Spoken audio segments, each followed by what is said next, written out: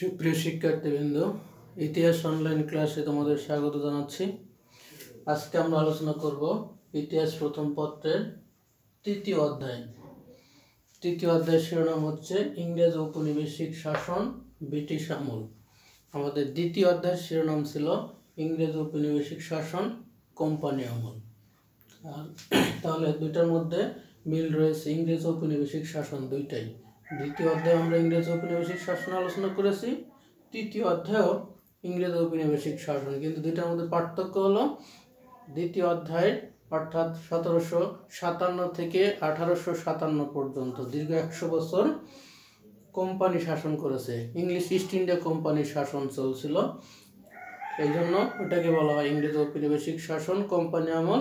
কিন্তু এখন আমরা তৃতীয় অধ্যায়ের যে আলোচনা পাবো সেটি হচ্ছে ব্রিটিশ সরকার নিজ হাতে ক্ষমতা গ্রহণ করবেন। কোম্পানির শাসনকে এখান থেকে বাতিল করে দিয়ে ব্রিটিশ সরকার নিজ হাতে ক্ষমতা গ্রহণ করছেন, এবং সেই বিষয়টাই হচ্ছে তৃতীয় অধ্যায়ে আলোচনায় থাকবে, যার কারণে শিরোনামটা এখানে আসছে ব্রিটিশ আমল। এর আগেরটা ছিল কোম্পানি আমল, এটা হচ্ছে ব্রিটিশ আমল। অর্থাৎ কোম্পানি ইস্ট ইন্ডিয়া কোম্পানিকে এখান থেকে শাসন ক্ষমতা থেকে উচ্ছেদ করে ইংল্যান্ডের সরকার সরাসরি নিজ হাতে ক্ষমতা দখল করে, এই জন্য এটাকে বলা হচ্ছে ব্রিটিশ আমল। তো এর প্রেক্ষাপটটা আমরা এখানে আলোচনা করব, এবং সেখানে তৃতীয় অধ্যায়ের শুরুতে যে আলোচনাটা রয়েছে 1858 সালের ভারত শাসন আইন ও প্রক্রিয়া, সেই বিষয়টা দিয়েই আমাদের তৃতীয় অধ্যায়ের আলোচনা শুরু। 1858 সালের ভারত শাসন আইন ও প্রক্রিয়া, এর পটভূমিটা কি, পটভূমিটা আমরা একটু আলোচনা করব।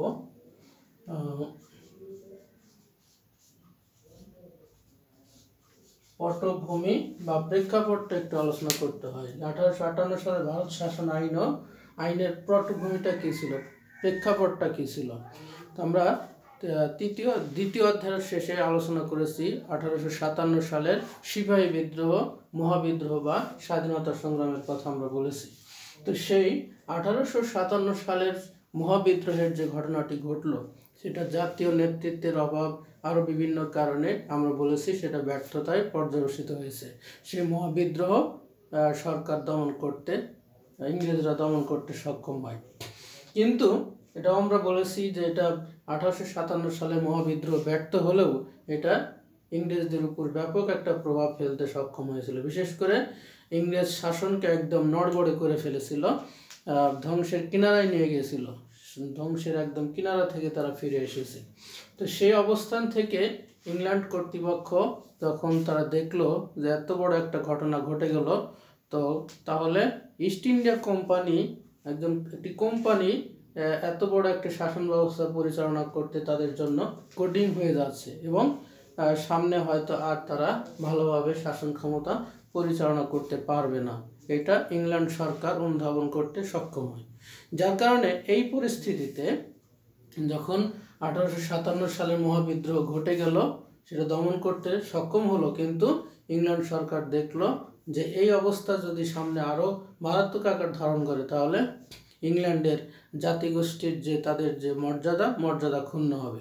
সুতরাং একটি কোম্পানিকে এখানে আর শাসন ক্ষমতায় রাখা যাবে না, কোম্পানির শাসনকে এখান থেকে উৎখাত করে সরকার নিজ হাতে ক্ষমতা দখল করার চেষ্টা করে, এবং সেই আলোকেই তাদের মহারানী ভিক্টোরিয়া একটি রাজকীয় ঘোষণার মাধ্যমেই তিনি কোম্পানির শাসনের অবসান ঘটিয়ে নিজ হাতে ক্ষমতা গ্রহণ করেন।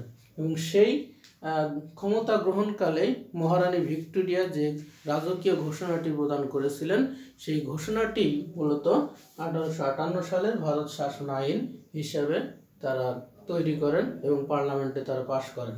ব্রিটিশ পার্লামেন্টে এই রাজকীয় মহারানী ভিক্টোরিয়ার রাজকীয় ঘোষণাটাই তারা আইন আকারে পাশ করেন, এবং সেই আইন প্রক্রিয়ায় এখানে আমরা আলোচনা করব।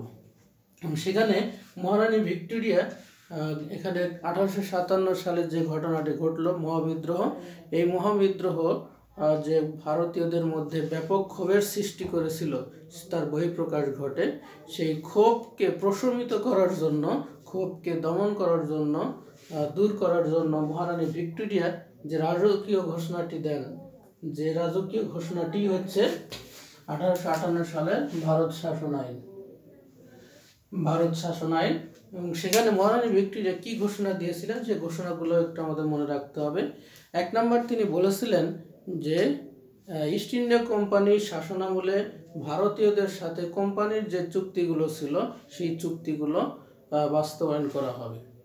2 নম্বর তিনি বলেছেন যে এখানে ভারতীয় নাগরিকদেরকে ব্রিটিশ নাগরিক হিসাবেই গণ্য করা হবে এবং বর্ণ গোত্র নির্বিশেষে সবাইকে যোগ্যতার ভিত্তিতে তাদেরকে চাকরি দেওয়া হবে। এরপরে ধর্মীয় স্বাধীনতার কথাও আশ্বাস দেন। এর আগে ধর্মীয় বিষয়ে ভারতীয়রা বিভিন্নভাবে আঘাতপ্রাপ্ত হয়েছেন, সুতরাং মহারানী ভিক্টোরিয়া ভারতীয়দেরকে সন্তুষ্ট করার জন্য ধর্মীয় উদারতার কথা বলেন, ধর্মীয় স্বাধীনতার কথা বলেন, যার যার ধর্ম সে সঠিকভাবে পালন করতে পারবে, এই ধরনের ধর্মীয় স্বাধীনতার কথা মহারানী ভিক্টোরিয়া বলেন। এরপর তিনি বলেন যে এখানে যারা অপরাধী ছিল 1857 সালে মহাবিদ্রোহে যারা জড়িত ছিল, যে সমস্ত সেনা কর্মকর্তা সহ যারা জড়িত ছিল তাদেরকে তিনি রাজকীয় ক্ষমা ঘোষণা করেন, তাদেরকে ক্ষমা প্রদর্শন করেন। এরপর তিনি এখানে যে সাম্রাজ্যবাদ নীতি কোম্পানি বাস্তবায়ন করতেছিল, বিশেষ করে লর্ড ডালহৌসির সত্য বিলোপ নীতি যেটা চলমান ছিল, সেই সত্য বিলোপ নীতি তিনি বিলুপ্ত ঘোষণা করেন, সাম্রাজ্যবাদ নীতি তিনি বন্ধ ঘোষণা করে দেন। সর্বোপরি মহারানী ভিক্টোরিয়া ভারতীয়দেরকে সন্তুষ্ট করার জন্য সর্বশেষ যে কথাটি বলেন যে ভারতীয়দের উন্নতিই ব্রিটিশ সরকারের শক্তি, ভারতীয়দের পরিতৃপ্তি ব্রিটিশ সরকারের নিরাপত্তা, ভারতীয়দের কৃতজ্ঞতাই শ্রেষ্ঠ বলে বিবেচিত হবে, এই ধরনের কথা বলে মহারানী ভিক্টোরিয়া ভারতীয়দেরকে সন্তুষ্ট করার চেষ্টা করেন। সেই আলোকেই যে কথাগুলো তিনি বললেন, সেই কথাগুলো তার যে ঘোষণাটি তিনি দিলেন, সেই ঘোষণাটি পরবর্তী 1858 সালের 2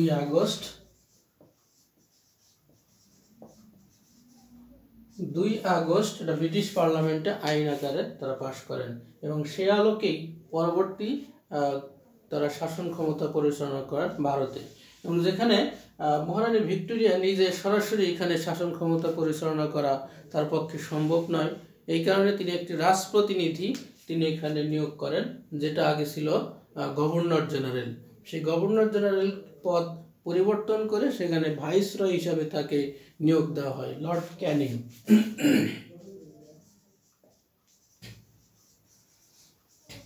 লর্ড ক্যানিংকে ভাইসরয় হিসেবে নিয়োগ দেওয়া হয়,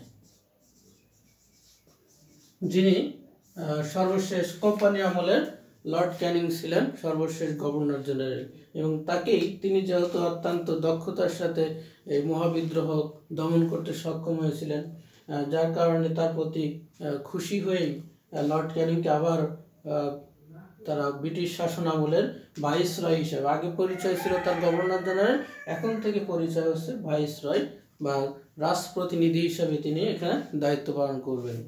তো লর্ড ক্যানিং নতুন করে তিনি দায়িত্ব পেলেন ভাইসরয় এবং এভাবে দেখা যাচ্ছে পরবর্তীতে আমরা যে আলোচনাগুলো পাবো সেখানে ভাইসরয়দের বিভিন্ন ভাইসরয় লর্ড ক্যানিং এর পরে আরো অন্যান্য ভাইসরয়রা এখানে দায়িত্ব পালন করবেন, তাদের শাসনকাল আমরা আলোচনা করব। বিশেষ করে Lord Liton, Lord Ripon, Lord Curzon, সর্বশেষ এভাবে লর্ড মাউন্টব্যাটেন পর্যন্ত ভাইসরয় হিসেবে অনেকেই দায়িত্ব পালন করবেন 1947 সাল পর্যন্ত। তো সেই আমরা ভাইসরয়দের শাসনকাল ভিত্তিক আমরা সামনে আলোচনায় পাবো।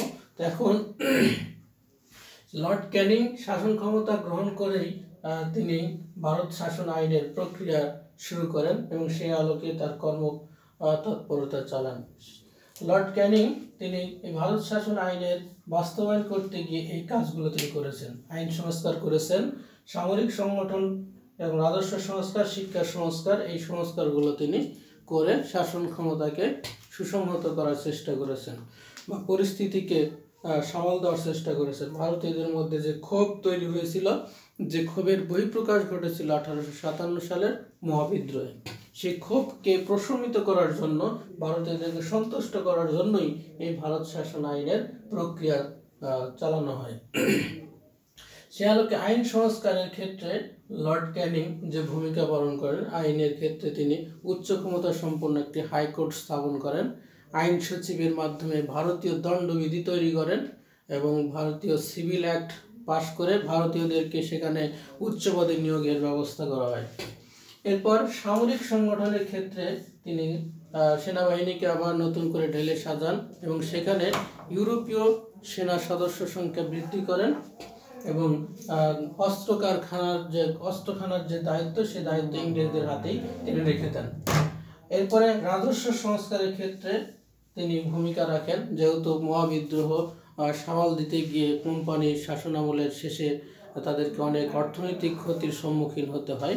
সেই অর্থনৈতিক ক্ষয়ক্ষতি পুষিয়ে নেওয়ার জন্য লর্ড ক্যানিং রাজস্ব সংস্কারের ব্যবস্থা করেন। বিশেষজ্ঞ দুইজন রাজস্ব ব্যক্তিত্বকে সাথে নিয়ে তিনি রাজস্ব ব্যবস্থা ঢেলে সাজানোর চেষ্টা করেন, নতুন করে আয়কর বৃদ্ধি করেন, পথকর স্থাপন করেন, কাগজের মুদ্রা তৈরি করেন। এভাবে বিভিন্নভাবে তিনি রাজস্ব সংস্কারের মাধ্যমে তিনি আয় বাড়ানোর চেষ্টা করেন। পাশাপাশি যুদ্ধক্ষেত্রে বা সামরিক ক্ষেত্রে ব্যয় কমিয়ে ব্যয় সংকোচ নীতির মাধ্যমে তিনি অর্থনৈতিক অবস্থা ভালো করার চেষ্টা করেন। সর্বোপরি শিক্ষাক্ষেত্রেও লর্ড ক্যানিংয়ের কিছু ভূমিকা রয়েছে। ভারতের শিক্ষাক্ষেত্রে তিনি একটা অবদান তার পরিলক্ষিত হয়। 3টি বিশ্ববিদ্যালয় স্থাপন করেছেন। কলকাতা, মাদ্রাজ, মুম্বাইয়ে 3টি বিশ্ববিদ্যালয় স্থাপন করে ভারতীয়দেরকে তিনি সন্তুষ্ট করার চেষ্টা করেছেন। এভাবে শিক্ষাক্ষেত্রে তার একটা অবদান পরিলক্ষিত হয়। সর্বোপরি তার যে কর্মকাণ্ডগুলো, ভারত শাসন আইনের প্রক্রিয়ার তিনি যে কাজগুলো করেছেন লর্ড ক্যানিং, সেই কাজগুলোর মধ্যে দিয়ে ভারতীয়দেরকে তিনি সন্তুষ্ট করার চেষ্টা করেন, ভারতীয়দের কাছে একটা উদারনৈতিক শাসক হিসেবে পরিচয় দেওয়ার চেষ্টা করেছেন।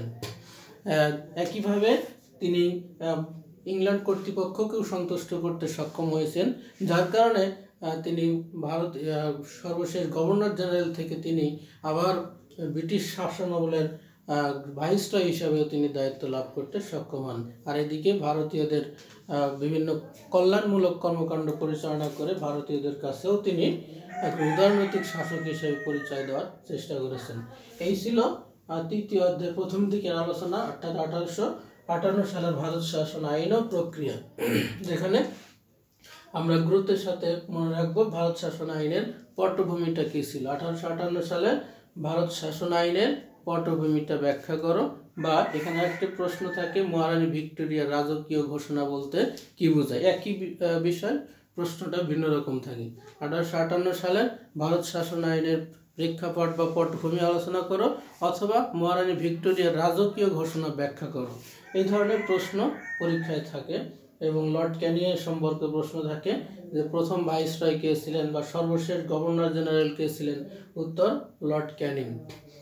এইভাবে আমরা একটু এখান থেকে প্রস্তুতি নেওয়ার চেষ্টা করব। আজকের ক্লাস এ পর্যন্ত। ধন্যবাদ সবাইকে।